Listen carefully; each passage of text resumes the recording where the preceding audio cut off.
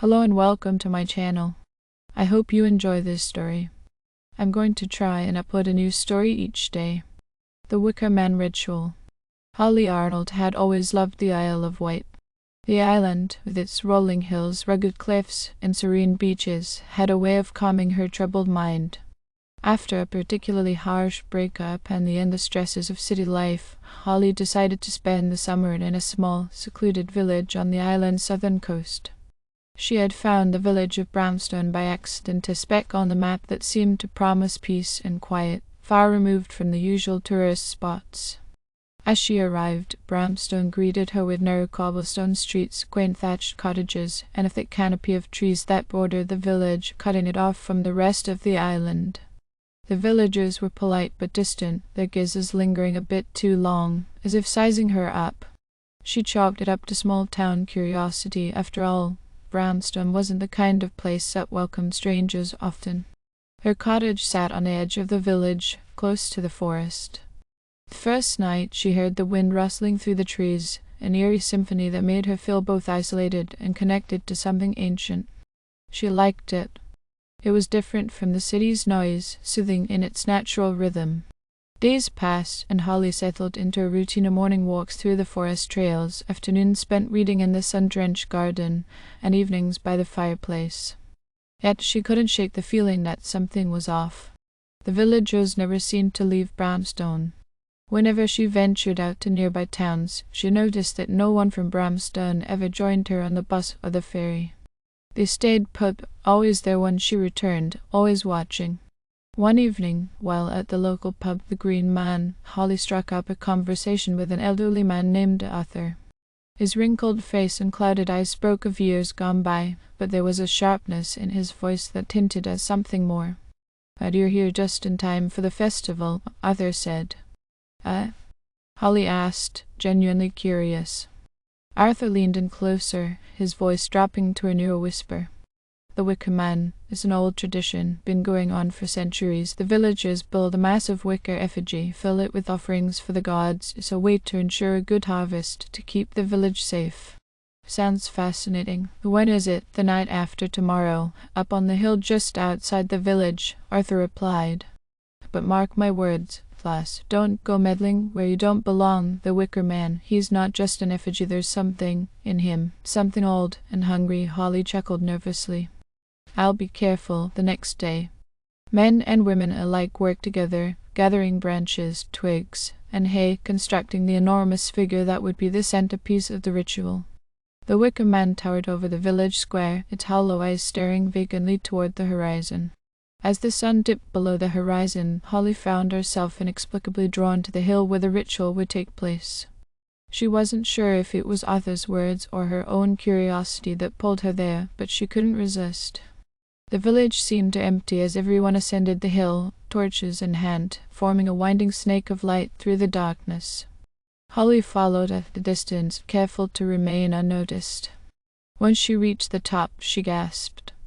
The Wicker Man was even larger than she'd imagined, standing at least 30 feet tall, his arms outstretched, as if welcoming the night. The villagers gathered in a circle around it, chanting in a language Holly didn't understand. The air thrummed with an energy that made the hairs on the back of her neck stand on end. She watched as they began placing offerings at the base of the effigy, bundles of wheat, carved wooden totems, and small animals, their eyes wide with fear. As the chanting grew louder, a figure stepped forward, an old woman with silver hair and a face etched with deep lines. She carried a torch, her expression one of solemn duty. The old woman circled the Wicker Man 3 times, muttering incantations under her breath. Then, with a swift motion, she thrust the torch into the effigy's base. The dry wicker caught fire immediately, flames licking up the figure's legs, climbing higher with each passing second. The villagers' chants grew more fervent, a cacophony of voices that seemed to vibrate in Holly's chest. And then the impossible happened. As the flames reached the Wicker Man's chest, the effigy shuddered. Holly blinked, thinking it was a trick of the light, but no, the Wicker Man moved. Its head tilted downward as if acknowledging the crowd below, and its arms creaked as they slowly lowered, fingers curling inward. The villagers didn't flee. They stood in reverent silence, eyes wide with awe. Holly's breath caught in her throat. This was no mere effigy. Something was alive within the Wicker Man, something ancient and powerful, awakened by the flames and the chants. She took a step back, her instincts screaming at her to run, but she was frozen in place, unable to tear her eyes away from the horror unfolding before her. The Wicker Man's eyes, once hollow and empty, glowed with a fiery intensity. It let out a low, rumbling sound that echoed across the hilltop, a sound that was more than just noise. It was a feeling, a deep, primal fear that settled into Holly's bones. Suddenly, the ground beneath her feet began to tremble. The villagers remained unfazed, their chants continuing in perfect unison, as if they were controlling the beast they had created. The Wicker Man raised its arms again, and this time Holly saw what it held: writhing shapes, human shapes, trapped within the wicker framework, their faces twisted in silent screams. Holly's mind raced. How was this possible? How had she not noticed the figures before? Were they sacrifices, or had they been consumed by the Wicker Man as it came to life? She didn't have time to ponder. The Wicker Man began to move, its massive legs taking slow, deliberate steps down the hill toward the village. Panic surged through Holly. She turned and ran, her feet slipping on the loose gravel as she scrambled down the hill. Behind her, she could hear the Wicker Man's footsteps, heavy, deliberate, getting closer. The villagers didn't follow.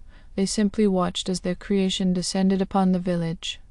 She reached the edge of the forest and darted between the trees, her breath coming in ragged gasps. The Wicker Man's glowing eyes lit up the night, casting eerie shadows through the woods. Holly didn't dare look back. She knew that if she did, the terror would paralyze her. Branches whipped at her face, and her legs burned with exhaustion, but she couldn't stop. The sound of cracking wood and snapping twigs grew louder, and she realized with a jolt of terror that the Wicker Man was not just walking, it was growing, its limbs extending, reaching out like tendrils of fire through the forest. Just when Holly thought she couldn't run any farther, she stumbled into a clearing. In the center stood an ancient stone altar covered in moss and vines. She had no idea how she had found it, but instinct told her this place was important, sacred, perhaps. She collapsed beside the altar, her body trembling with fear and fatigue.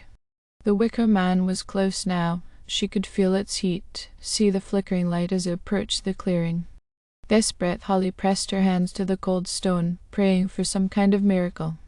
The Wicker Man burst into the clearing, its towering form filling the night sky. Holly's breath caught as it loomed over her, its fiery eyes boring into her soul. It reached out with one massive, burning hand, ready to engulf her in flames. But as the hand descended, it hesitated. Holly felt a strange, pulsing energy beneath her hands, radiating from the altar. The Wicker Man recoiled slightly, its movements jerky and unnatural. The altar was holding it back, just barely, but for how long? Holly didn't know what to do. The villagers, the ritual, the Wicker Man, it was all too much. Her mind raced as she tried to make sense of it, to find a way out. And then she remembered Arthur's warning. There's something in him, something old and hungry. She looked down at the altar, and realization dawned. This place, this stone, it was to seal a barrier that kept whatever was inside the Wicker Man contained. But the ritual had broken the seal, and now the creature was free. Without thinking, Holly did the only thing she could. She grabbed a sharp stone from the ground and began carving into the altar, following the patterns that were barely visible beneath the moss. The stone was hard, and her hands bled as she worked, but she didn't stop. The Wicker Man let out a deafening roar, its fiery eyes flaring with anger. It lunged forward, its massive hand reaching for her, but the moment it touched the altar, a shockwave of energy exploded outward. Holly was thrown back, hitting the ground hard. She watched in dazed horror as the Wicker Man recoiled from the altar, its fiery form writhing and contorting in agony. The shockwave had struck something deep within the effigy, a force that countered the ancient hunger it had unleashed. The air around the altar crackled with energy, a tangible force that seemed to resonate with the carvings Holly had made. She could feel it pulling at her, urging her to continue, to complete the pattern. The Wicker Man thrashed violently, its once deliberate movements now chaotic and desperate, as if the very act of approaching the altar caused it unbearable pain. Holly's hands were slick with blood, her fingers trembling as she continued to carve into the stone. The patterns she etched were not of her own design, they were guided by something older, something that had been dormant for centuries, waiting for this very moment. Each line, each curve she scratched into the moss-covered surface seemed to vibrate with power, a power that opposed the fiery beast that towered above her. The Wicker Man howled, a sound that pierced the night and reverberated through the woods. Flames surged around its body, burning brighter and hotter, but the creature was unable to step any closer to the altar.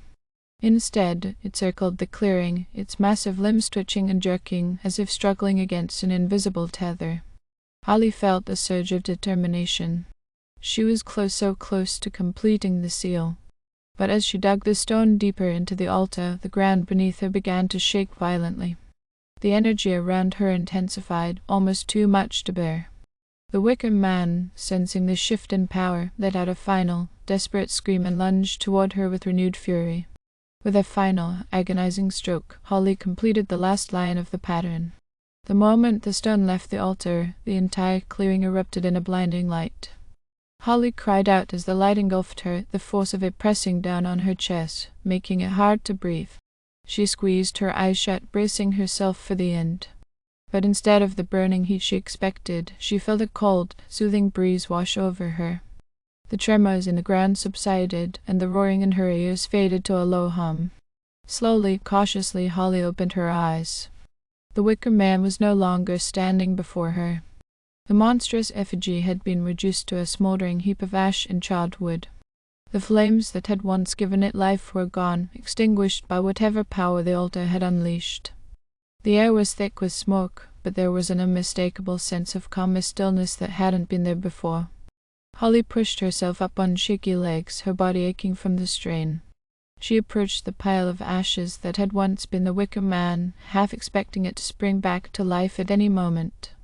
But the creature was truly gone, its essence dissipated into the night. What remained was nothing more than a blackened skeleton of twigs and branches, scattered across the clearing like the remnants of a terrible dream. The altar, too, had changed. The carvings Holly had made now glowed faintly, the lines she had scratched into the stone shimmering with an otherworldly light. The energy that had once pulsed so violently now emanated a gentle warmth, like the dying embers of a fire. The force that had protected her, that had driven back the Wicker Man, was now fading, retreating back into the stone where it had lain dormant for so long. Holly stood in silence, her heart still pounding in her chest. She had done it, she had stopped the Wicker Man, sealed whatever ancient force had driven it. But as the adrenaline began to wear off, a cold dread settled over her. She had no idea what she had just unleashed, what ancient power had guided her hand, and she couldn't shake the feeling that this victory had come at a terrible cost. A rustling in the bushes behind her made Holly spin around, her heart leaping into her throat. But it was only Arthur, the old man from the pub, emerging from the shadows. He looked weary, his face etched with lines of both relief and sorrow. "But you did it," Arthur said. "You stopped it." Holly shook her head. "What was it? What was in the Wicker Man?" Arthur sighed deeply. "Something old, something we should never have awakened. The ritual was meant to honor the harvest, to keep the village safe, but over time, the meaning was lost, twisted. The Wicker Man became more than just a symbol, it became a vessel for an ancient hunger, the hunger that the village could no longer control." "And the altar? To what did I do? You restored the seal?" Arthur replied. "That altar was built long ago, by those who knew the true power of the Wicker Man, who understood the need to keep it contained. When you carved the patterns, you reactivated the seal." He trailed off, his eyes clouded with something unreadable. Holly prompted, her voice barely a whisper. Arthur looked at her with a sadness that seemed to reach into her soul. "The power that was used to create the seal, the power you called upon. It comes from life itself. The village will survive. The Wicker Man is gone, but there will be consequences." "What kind of consequences?" Instead, he turned his gaze toward the village, where a faint glow of torchlight could still be seen through the trees. "The land will be barren for years, the harvests will fail, and the village will wither. But worse than that, Holly, is what you've awakened. The altar's power is ancient, tied to the very essence of the earth, and now it's been disturbed. The Wicker Man was just one part of a larger balance, and that balance has been broken." She had been trying to save herself, to stop the terror that the Wicker Man had become, but in doing so, she had unleashed something far more dangerous, something that would have far-reaching consequences for the entire village, perhaps even beyond. Ah? Holly asked, her voice trembling. Arthur shook his head slowly. There's nothing to be done now. The cycle has been interrupted, and the land will suffer for it, but you've given the village a chance to survive, to start anew. The Wicker Man won't return, not in our lifetimes, but the price has been paid, and now we must live with the consequences. Holly nodded. She had come to the Isle of Wight seeking peace, but instead she had found herself entangled in an ancient battle between life and death, earth and fire. The village of Bramstone would endure, but it would never be the same. Arthur placed a hand on her shoulder, his grip surprisingly strong for someone so old. You should leave, Holly. There's nothing more for you here. The villagers will understand in time, but for now, they'll need to come to terms with what's happened. There was nothing left for her in Bramstone, no peace, no solace, only the weight of what she had done. She took one last look at the clearing, at the smouldering remains of the Wicker Man, and the glowing altar that had saved her life. Then, with a heavy heart, she turned and walked away, leaving the village and its ancient secrets behind. As she descended the hill, the first rays of dawn began to break through the trees, casting the forest in a soft, golden light. But the warmth of the sun did nothing to chase away the cold that had settled deep in Holly's bones. She knew that she would carry the memory of this night with her for the rest of her life, a night when the Wicker Man walked, when ancient powers awoke, and when the balance between life and death was forever altered. The village of Bramstone would survive, but its future was uncertain. The land would wither, the people would suffer, and the scars of the Wicker Man's last ritual would never fully heal. But somewhere, deep within the earth, the ancient power that Holly had disturbed would wait, biding its time, until the cycle began anew. And Holly? She would carry the weight of that night, the knowledge of the price she had paid, as she left the Isle of Wight behind, forever haunted by the memory of the Wicker Man Ritual. Thank you for listening. I hope you enjoyed this story. Please don't forget to like, and even better, like and subscribe. Thank you very much, and I hope you have had or have a great day.